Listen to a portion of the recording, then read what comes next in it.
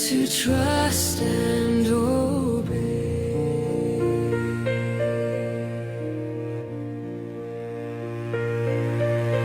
Not a burden we bear, not a sorrow we share, but our toil He doth richly repay. Not a grief or a loss, not a frown or a cross, but is blessed if we trust and obey. Trust and obey, for there's no other way to be happy in Jesus, but to trust and obey.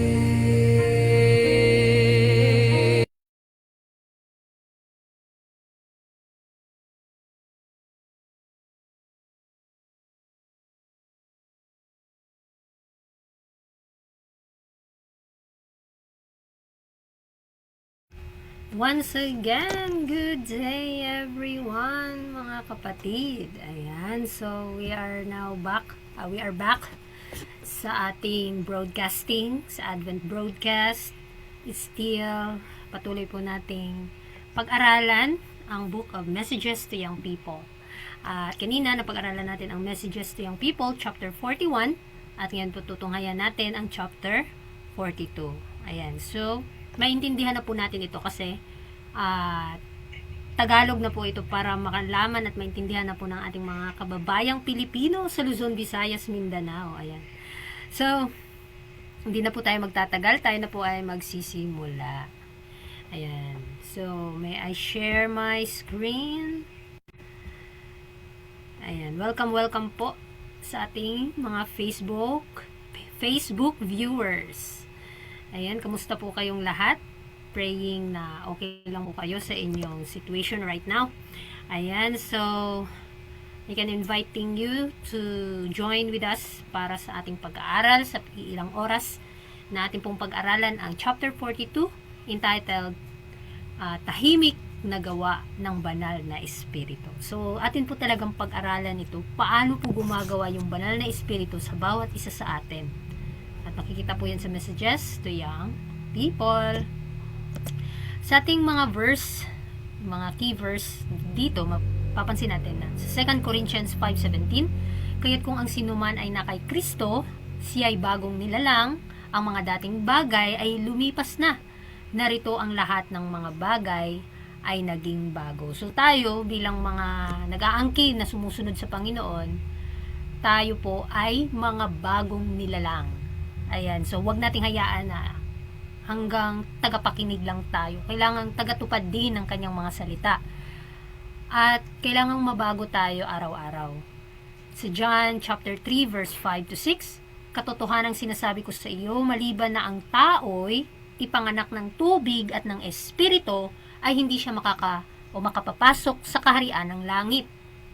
Ang ipinanganak ng laman ay laman at ang ipinanganak ng espiritu ay espiritu. So, napakaganda po ng ating mga Bible verse, Dito makikita natin kung paano ipinanganak ang isang tao na kahit siya ay matanda na, ipinanganak ng bago sa banal na espiritu. So, kung hindi po pala tayo na bago sa ating personal na buhay, sa ating kaluluwa, sa ating espiritu, sa ating buhay, ay hindi tayo makakapasok sa kaharian ng langit.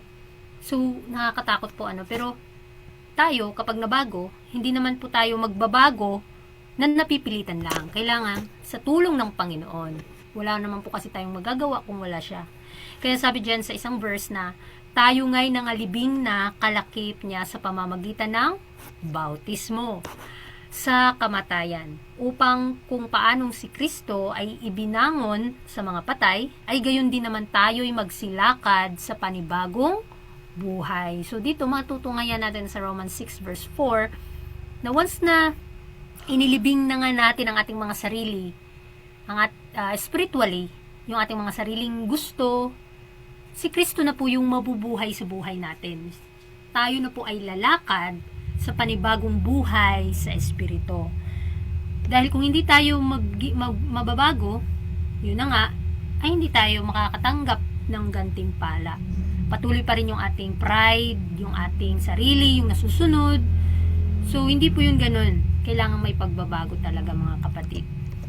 Kaya nga sabi dyan, ang buhay Kristiyano ay hindi lamang pagbabago o pagpapabuti ng dating pagkatao, kundi isang ganap na pagbabagong buhay ng kalikasan. So, ito po palang human nature natin ay kailangang maging divine. Maangkin po natin ang divine nature ng Panginoon na kanyang ipinangako na mapagkakaloob niya sa atin, mga kapatid. Kaya sabi dyan, mayroong kamatayan sa sarili at sa kasalanan at isang bagong buhay na lubos na naiiba. Ang pagbabagong ito ay maaari lamang maganap sa pamamagitan ng makapangyarihang paggawa ng banal na espiritu. So, hindi mo mababago ang sarili mo. Kung ganyan ka talaga, magiging ganyan ka kung wala kang pagsisikap sa sarili mo.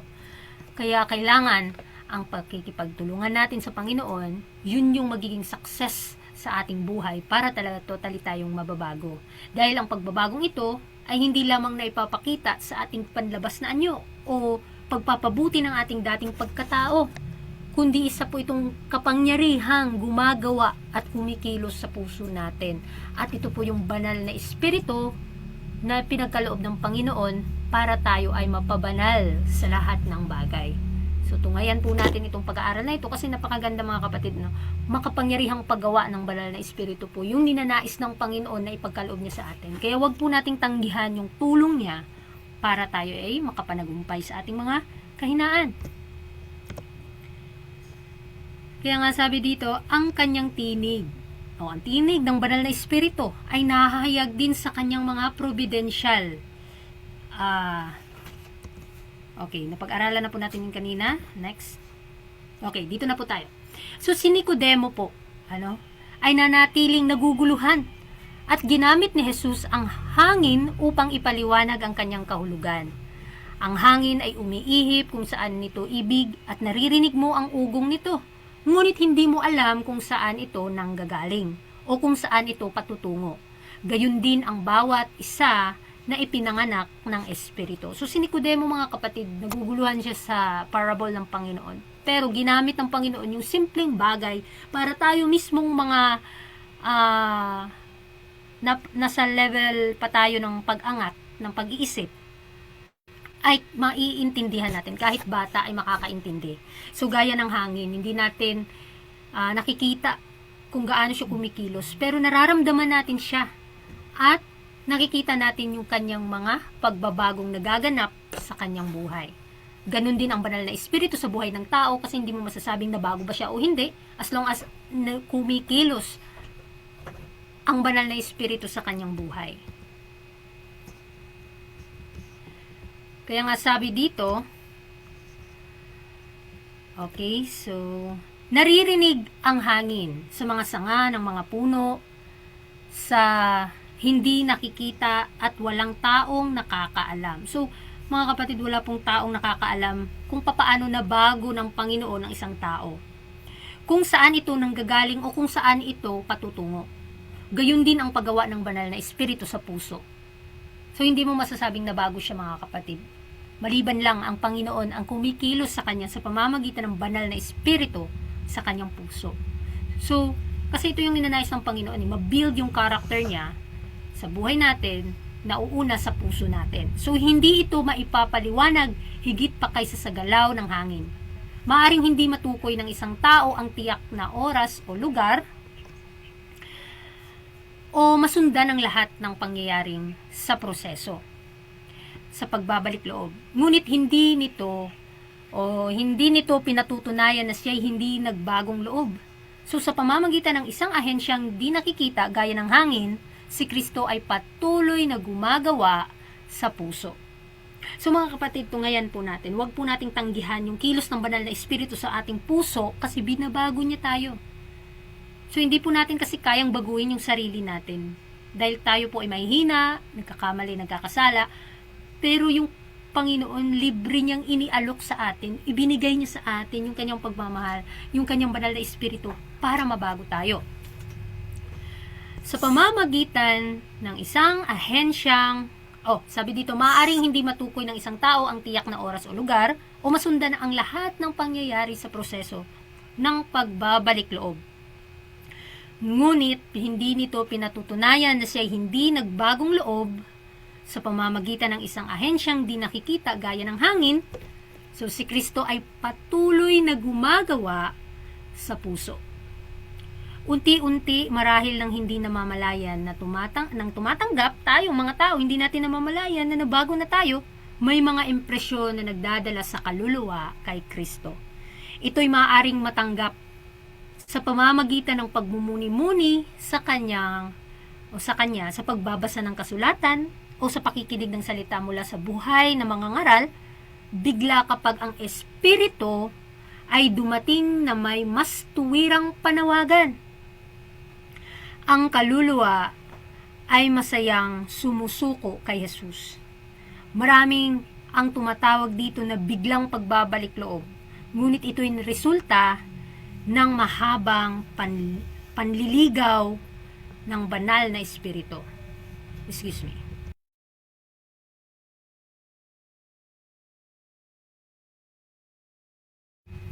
Anong sabi? Ito po pala ay resulta ng mahabang panliligaw ng Espiritu ng Diyos. Isang matiisin at matagal na proseso. So, minsan tayo nagmamadali sa proseso ng kabanalan, mga kapatid, Pero hindi nais ng Panginoon na magmadali tayo. Kasi tayong lahat nasa process. Kaya kailangang mabago tayo, hindi on the spot. Process po talaga. Kaya nga bigla kapag ang Espiritu ay dumating na may mas tuwirang panawagan, ang kaluluwa ay masayang susuko kay Jesus. Magtataka ka na lang na dati ayaw mong makinig ng salita ng Panginoon, pero binago ka ng Panginoon, hindi mo namamalayan yung kanyang pagbabago sa iyo. Kaya ang nangyari, gustong-gusto mo nang makinig ng salita ng Panginoon. At pag-aralan ng paulit-ulit ang kanyang mga katotohanan. Napakaganda, mga kapatid. Kasi ang dating hindi mo gusto, ay nagugustuhan mo na ngayon.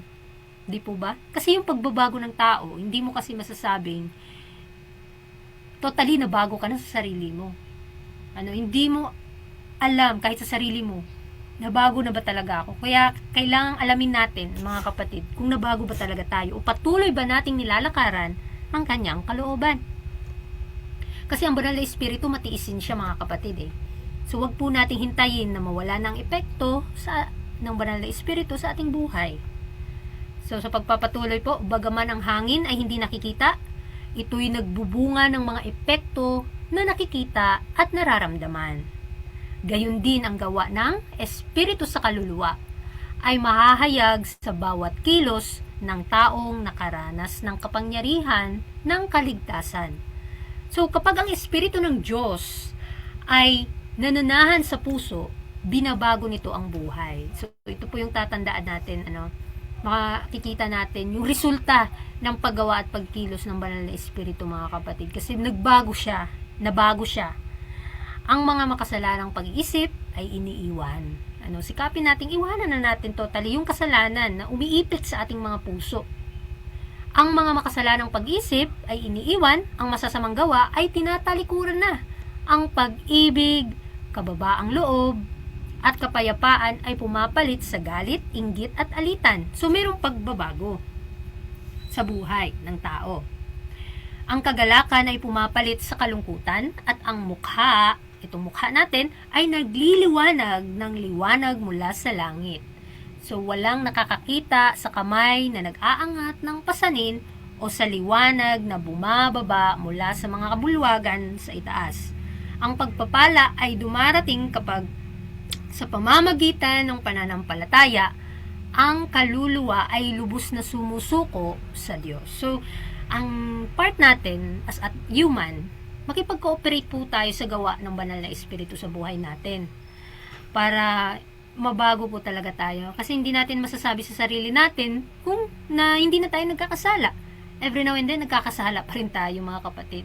Kasi ang nature natin is nasa human pa tayo, hindi pa tayo banal. Kaya wag nating isipin na anumang pili-piliin natin ay sakdal na. Kaya kailangan talaga natin ng tagapagligtas. Ang Espiritu ng Diyos ang siyang kokontrol sa buhay nawa natin. Kasi ang pagpapala ay darating kapag sa pamamagitan ng pananampalataya ang kaluluwa ay lubos na sumusuko sa Panginoon. Kaya nga sabi dyan, imposible para sa limitadong isipan ng tao na lubos na maunawaan ang gawa ng pagtubos. So, sa sarili nating kaunawaan, hindi agad natin maintindihan bakit pa nga talaga tayo niligtas ng Panginoon. Sa kabila ng paulit-ulit nating ginagawang kasalanan na alam natin ano yung tama at mali, pero mas pinipili natin yung mali kaysa sa tama, kaysa sa katotohanan na ninais ng Panginoon na lakaran. Ang hiwaga nito ay higit sa kaalaman ng tao. So, ninanais ng Panginoon na yung kaalaman natin, hindi lang level hanggang sa mundong ito, kundi lampas pa. Malaman natin yung ugali, yung katwiran, yung kaugalian ng Panginoon. Yun po yung ninanais niya sa atin. Gayunman, ang sinumang lumipas mula sa kamatayan tungo sa buhay, ay nakadarama na ito'y isang banal na katotohanan. Ang simula ng pagtubos ay maaari nating maranasan dito sa pamamagitan ng personal na karanasan. Ang mga bunga nito ay umaabot hanggang sa walang hanggan. So, ito po yung napakaganda mga kapatid sa ating pag-aaral na yung bunga ng banal na espiritu, yun po yung maipapakita sa tao kapag totally na bago siya. Pero once na may nakita kang bunga ng banal na espiritu sa sarili mong na naipakita mo, huwag kang magyabang. Kasi, hindi po yan once 2 years, 3 years mong naipakita, ay okay na. Kasi lifetime process po yung kabanalan. Kahit na sabi natin sa sarili natin, ayaw na natin gumawa ng kasalanan, pero may mga kahinaan pa rin tayo. At yun yung ninanais ng Panginoon na kailangan nating mapanagumpayan. At yun nga, binigay niya sa atin ang kanyang tulong para tayo ay matulungan. So, simula ng pagtubos ay maaari nating maranasan ito sa pamamagitan ng personal na karanasan. Ito po talaga yung ninanais ng Panginoon kasi mas magiging epektibo ang katotohanan kapag mayroon kang personal na karanasan. Kapag nadanasan mo nga talaga, totally yung katotohanan, yung pagpapabanal ng buhay ng Panginoon sa iyong buhay. Kaya kailangan yung bunga ng banal na espiritu ay kailangang maipakita natin, hindi lang sa ating sarili, kundi kailangan maibahagi natin sa iba. Kasi tayong tumatanggap ng biyaya ng banal na espiritu, kailangan ibahagi din natin yung kabutihan, mga pagpapala, para sila din ay pagpapalain. Sabi dito, katibayan ng banal na tulong. For our conclusion mga kapatid sa ating pag-aaral, ito po yung katibayan, ebidensya na tinutulungan ka ng banal na ahensya. Kung mayroon kang damdamin ng pangangailangan sa iyong kaluluwa, kung ikaw ay nagugutom at nauuhaw sa katwiran, ito'y isang katibayan na si Kristo ay kumikilos na sa iyong puso, upang siya'y hanapin, upang gawin para sa iyo sa pamamagitan ng kaloob ng banal na espiritu. Ang mga bagay na imposibleng magawa mo para sa iyong sarili, ito na po mga kapatid, napakaganda nitong pag-aaral natin. Once na pinabanal ka ng Panginoon, hindi mo masasabi sa sarili mo na ikaw ay banal. Even na nasa point na tayo na close observation na mga kapatid. Makikita pa rin natin sa ating sarili na ano pa ba yung ating mga nagawang kasalanan? Ano pa ba yung mga bagay na dapat nating baguhin? Patuloy nating sinasaliksik ang ating mga sarili. Kahit halimbawa, pinabanal na tayo ng Panginoon ng kanyang mga salita sa ating buhay. Pero ang nakikita sa ating buhay mga kapatid, ang ating mga kahinaan, mananatili ang biyaya, ang tulong ng Panginoon, ang kanyang banal na espiritu ay mananatili sa buhay ng tao kapag siya ay patuloy na humihingi nito at patuloy na gutom at uhaw sa kanyang katotohanan. Kaya nga yung mga bagay na imposible nating magawa, ang Panginoon na po yung gagawa para sa atin. So hindi po ba natin ito pasasalamatan sa Panginoon despite na napakadami nating kasalanan, paulit-ulit na kasalanan, paulit-ulit siyang nagmamakaawa sa atin. Minsan tinatamad pa tayong pag-aralan ito kasi pag hindi natin pinag-aralan, talagang makakalimutan natin na ang Panginoon pala ay nandyan. Nakikita yung mga gawa natin, yung kilos natin. So ayan mga kapatid. So sa pagpapatuloy po ng ating pag-aaral nito, kaya kailangan talaga patuloy tayong nagugutom at nauuhaw sa kanyang katwiran para patuloy tayong makakatanggap nito. Di ba po? Napakaganda mga kapatid. Kasi pag sa sarili mo, kapag sabi mong busog ka na, o punong-puno ka na ng mga kaalaman, sinasabi mo na sa sarili mong banal ka na, hindi mo na makakayang tanggapin ang mga pagpapalang ito. Hindi mo na matatanggap ang tagapagligtas kasi nakikita mo sa sarili mo, banal ka na. Kaya nakakatakot po yan, yung mga self-righteous, mga kapatid.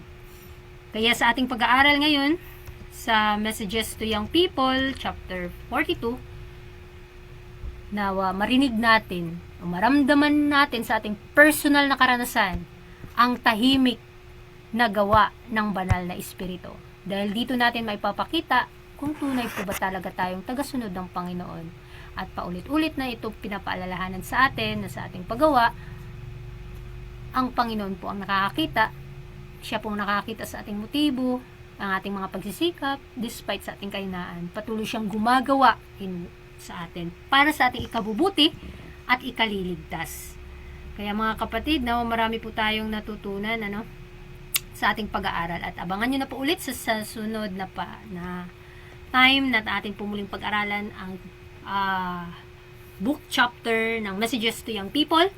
At abangan ang chapter 43 sa ating pag-aaral. Muli, praise God and good afternoon to each and everyone.